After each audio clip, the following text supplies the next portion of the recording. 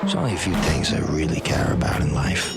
My body, my pad, my ride, my family, my church, my boys, my girls, and my porn. Two big things on the internet, Joseph Gordon-Levitt and porn. Why don't we put them together in a movie, call it Don Jon? What'd you think? Let him direct and write. And does he produce as well? I guess he probably does. Got the whole band together. I really like this guy a lot. My ride, my family, my church, my boys, my girls, my porn.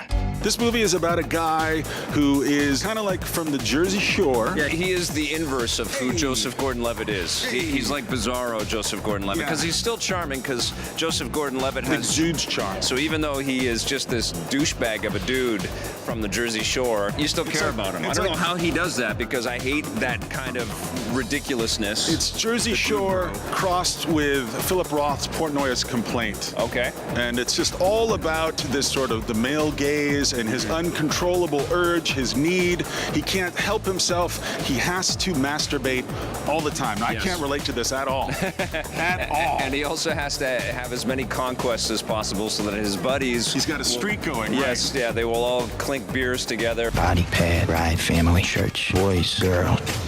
Now, one thing I'm always conscious of whenever I see a movie, I'm always thinking, how do the people who are making this movie feel about these characters? And I feel right from the start that this character of Don Jon is condescended to. That he doesn't think much of him. He thinks and that makes him into kind of a two-dimensional, cartoonish character. And I wish he had more reverence and love for him. He doesn't love him at all. He thinks he's a jerk. Baby.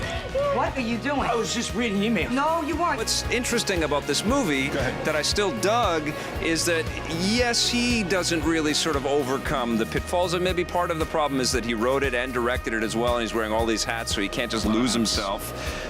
But the other characters are pretty damn awesome in this movie. I was really... Julianne Moore's character. That's the only good one. No, she's always amazing, but she's particularly terrific. I love ScarJo in this. I love Scarlett Johansson in this. You don't know me, so I'm gonna let you off the hook this time. Yeah, but the movie ditches her as a jerk. Yeah, she is. Never redeems her. Doesn't matter. She's got a great performance in this, which is very different and very unique from a lot of the other more recent stuff that she's doing. And I think she inhabits the role quite wonderfully. Well, you don't think I could make you happy if I wanted to? The movie I kept thinking of is Saturday Night Fever. If you haven't seen that, go see that, because that's a movie about a ridiculous character that the filmmakers don't condescend to. They celebrate his weirdness. We're following this guy. Yeah, look at him. Think about Travolta walking down the street with his two paint cans in the beginning. That is the way you do this. That's the way you handle this kind of material. JGL mishandles this material, and it makes it unpleasant. Movies and porno are different, John. They give awards for movies. They give awards for porn, too. But I think there are some interesting messages in this movie and some interesting topical subject matter. I don't think it's handled elegantly all the way through. And I mean, it's not new material, but I've never seen it tried to be expressed in a mainstream film before. Yeah. So for that, I will give JGL a little bit of credit. It doesn't all work, but it was kind of cool and kind of thoughtful, and I think there was some really nice bits in there, and I was really surprised by Scarlett Johansson. I love movies like that, you know? Great. What are you going to give Don Jon? 5. 5? I'm going to give it a 6.5.